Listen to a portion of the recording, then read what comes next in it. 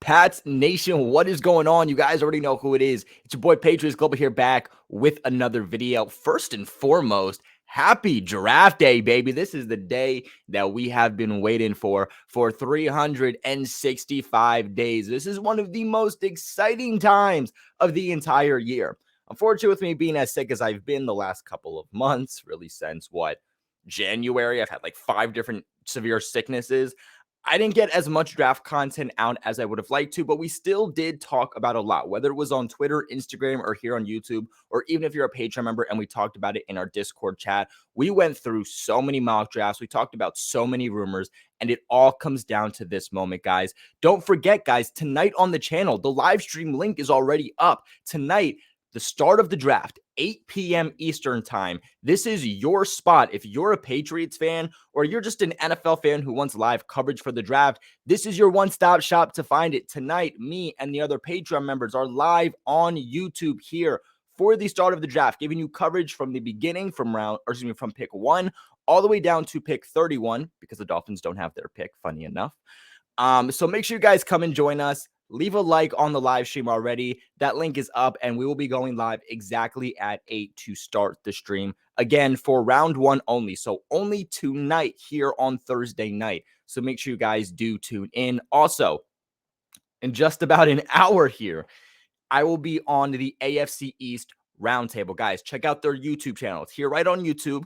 All you got to do, look up AFC East Roundtable. I'll be there live on their channel to cover the Patriots and talk about their draft to preview round 1 tonight, Thursday at 6 p.m. Eastern time. I'll be on there again tomorrow, Friday at 5 p.m. Eastern time for rounds 2 and 3. And then I'll be on there Saturday to preview the Patriots day 3, rounds 4 to 7 at 10 a.m. So check me out the next 3 days on the AFC East Roundtable. But without further ado, we got a couple guys to talk about, so let's roll that Patriots Global intro.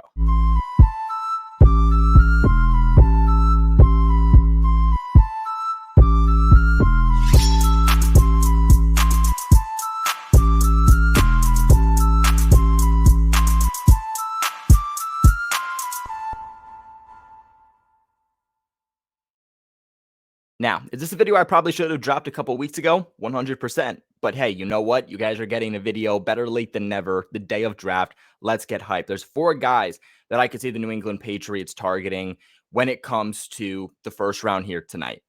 And I tried to look at this from a realistic standpoint. I didn't want to say these are the guys I want. I tried to say, what would Bill Belichick do? So it's not necessarily things I would necessarily love, but stuff that I could see him doing. My first one is going to be tackle Anton Harrison. How much sense would it make, excuse me, if Bill Belichick traded down in the first round, somewhere between picks 18 to 24, and selects Anton Harrison, tackle out of Oklahoma? Would that surprise any of us? No, we're talking about Broderick Jones, Paris Johnson, and he trades down, compiles another top 100 pick, and picks a back end of the first, early second round tackle to be your next guy. Wouldn't surprise me at all. I think they want Paris Johnson, but a lot of teams want Paris Johnson, and I'm hearing that teams are looking to trade up to the 3rd overall pick in order to select him. I don't think Paris Johnson's there. If he is, you take him. I love Broderick Jones. I've loved Broderick Jones all offseason. He was one of my first favorite prospects. I just wonder if Bill Belichick looks at it and says he doesn't have as much experience playing tackle, has much on film, and had really one great standout year. I want a guy who has a lot of experience, who has at least 3 years starting in college, and that guy is Anton Harrison. Again, being able to trade down, get another top 100 pick, and get a guy that is still a viable left tackle for you makes a lot of sense. He also played a little bit of right tackle his past year, so it's had a versatility, but mainly a left tackle. That's exactly what you're looking at with somebody like a Broderick Jones too, is a guy who's going to give you that left tackle potential. I also like the Patriots drafting left tackle over right tackle because left tackle is more of a premier position. You're going to have to pay a lot more money to a left tackle than you are a right tackle. So get one in free agency and then draft a left tackle who can be your guy on a rookie contract for the next 4 to 5 years at least before you have to give him a monster contract. I think that's great value. But you look at Anton Harrison, this guy's going to be more of a pass blocker than he is a run blocker. But when I'm talking about left tackle, I want a guy who's going to be a little bit more better at protecting Mac Jones' blind side necessarily than Ramondre Stevenson running on the left side of him. Now, he is still a good run blocker, well above average, but this guy is an excellent, and I mean absolute excellent pass blocking tackle. This past year only allowed 1 sack. The year before, only 2. Year before, 1. So in his entire college career, he's only allowed a total of 3 sacks. He allowed 0 quarterback hits this past year, only 1 in 2021 and 2 in 2020. Only 8 hurries this past year, 14 the year prior. This is a guy that is going to, again, give you that potential to be your starting left tackle. Does he put it maybe as sexy numbers as something like a Broderick Jones or Paris Johnson? No. Does he have the ceiling that I think Broderick Jones does? No. But I think he has a much better floor than somebody like Broderick Jones does. Not to mention the fact that, again, if the Patriots say, well, we have a guy who we know has a lot more experience, a lot more on tape, and we can trade back, get more draft picks in the 2nd to 3rd round, and get our guy still at left tackle, we're going to do that. Makes a whole lot of sense to me. So Anton Harrison, the left tackle, I think makes sense for the Patriots in the 1st round. Next up here is somebody that we talked about very recently when it comes to edge. Let me pull him up real quick, and that's going to be edge rusher Nolan Smith out of Georgia. Now, Nolan Smith could be a guy that goes to the Eagles, and it wouldn't surprise me. He potentially could not be there by the Patriots' 14th overall pick. But if he is, and I think there is a shot that he is, then I think the Patriots would definitely be interested in him. We talked about this before. I'll say it again. When the Patriots look at the position of an edge rusher, they like you coming from a higher end school. They want you to be able to play against high-end competition so that your transition to the NFL isn't going to be a hill to climb for you. Like Lucas Van Ness coming from Iowa, that's a smaller school. He's going to have a lot of bigger competition to come up against when it comes to transitioning to the NFL. Nolan Smith out of Georgia, obviously going up against already top tier talent. Shouldn't be too much transitioning to the NFL. But a guy who is excellent at stopping the run, but also very well-rounded at being able to get to the quarterback also. We talked about him in a recent video, so I'm not going to talk too much about him. Isn't going to light up the board in terms of stats. He's not somebody like a Lucas Van Ness who is going to collapse his side of the pocket, but he's someone who is going to apply pressure. He's got to put pressure on the quarterback, but he's also going to contain the edge in terms of quarterbacks who are going to scramble out to his side, or being able to contain the edge in terms of the run game, which has been very important. I think that he's a guy that you could plug in day one and be a starter, rather than a guy like Josh Uche, who is in contract year and had just finally shown out in his 3rd year for the Patriots. So Nolan Smith, to me, makes a lot of sense for the Patriots if they're able to do so. A well-rounded guy that they really like. Now, another position I can see them going is cornerback. And there's a lot of good corners here. And you could say, well, Patriots Global, maybe they go in the 2nd or 3rd round because there's some good depth. And maybe they do. But I think there's going to be a run on corners. We can't just look at what PFF's rankings or average draft projections say, because I do think this is such a good corner class that there will be a run on those guys. I think guys like Devon Witherspoon and Christian Gonzalez probably won't be there for the Patriots at 14. I look at Joey Porter. I think that they would like him for sure. I think he makes a lot of sense, but I think they'll look at other guys, right? They never draft from Penn State. I look at somebody like Deonte Banks, and I think Deonte Banks makes a lot of sense for the Patriots. He's climbing draft boards. We've actually heard potential that he'll go before Joey Porter, and he might not even be there for the Patriots at 14, which I don't buy into. But Deonte Banks climbing draft boards. This guy killed it at the combine, especially in terms of 40 times. He brings exactly what the Patriots need. He brings size, but he also brings speed. Now, he's not going to bring anything crazy in terms of size. He's not like 6'3", 6'4" to go up against these higher end, tall, bigger receivers, but he's still 6 foot. And that would pin him in as one, if not the highest cornerback for the Patriots, depending if Jalen Mills is playing at safety or cornerback. But 197 pounds brings that frame that we're kind of concerned with when it comes to somebody like Emmanuel Forbes.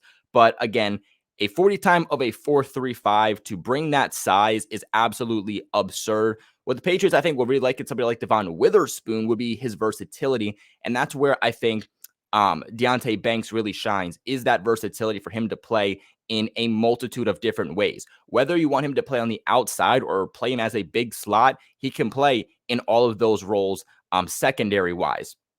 I also think what the Patriots will like about him is his ability, and man, he is insane when it comes to his mirroring ability. He can mirror receivers as if he was a receiver at one point transitioning to a cornerback. So I think that's something that New England really likes, especially when they want to transition more to playing man next year. They were still one of the top teams in playing man coverage, despite having a secondary that was mainly a zone ability defensive back core.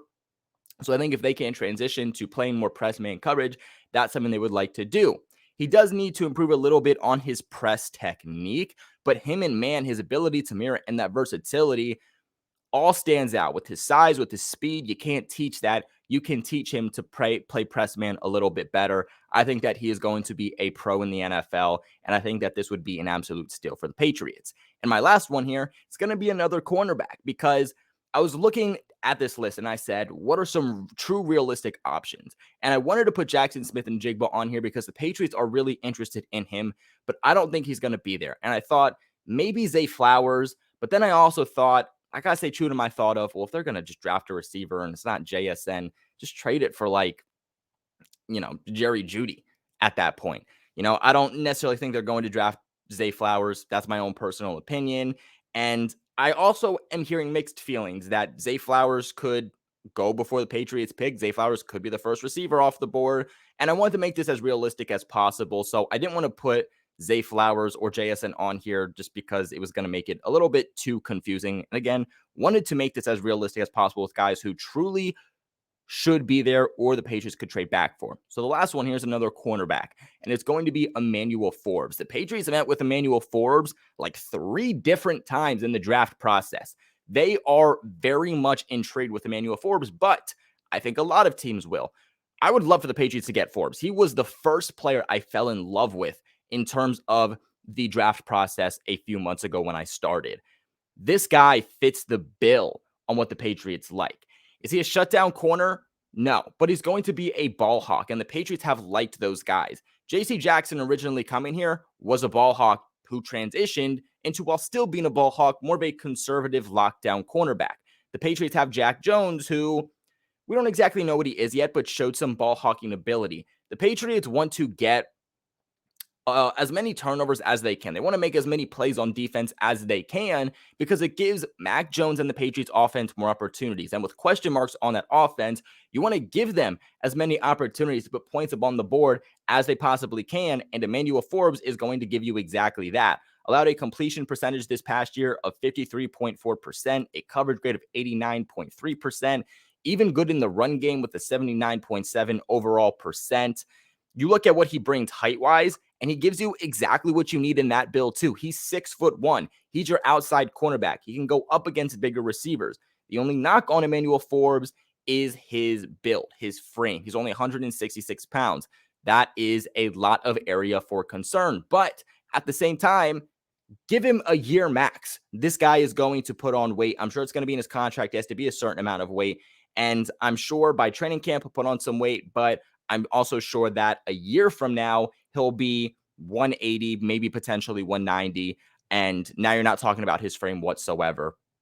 His ball hawking skills, like I said, is absolutely absurd. His ability to even play man coverage also, I think, is very underrated. He had 6 interceptions this past year. He had 3 interceptions the year prior and 5 interceptions the year before that. This is a guy who also brings a little bit of versatility. He's played in the box a bit, played a couple deep, played a little bit in the slot, but again, it's mainly going to be your perimeter corner. See if I can figure out how many. Here it is. Yeah, so his ball production, I want to write this down. He had a tremendous 14 picks and 17 pass breakups in his 3-year career. It's absolutely insane. I think the Patriots will be very interested in him. I could, and a lot of people don't agree with this, but I could see him being a back-end first round, just like we thought Eric Stokes a couple of years ago was a second-round pick. And then the Packers traded back and they selected him at the back end of the first round. I could see that with Forbes. Patriots can trade back, compile another top 100 pick, but still get Emmanuel Forbes. So these are 4 different guys I could see the Patriots selecting here tonight in the first round. What are your guys' thoughts? Let me know in the comment section below. Remember to leave a big like on this video and subscribe to the channel for all of your New England Patriots news. I appreciate you guys for watching. I hope to see you in the live stream tonight. And never forget, go Pats.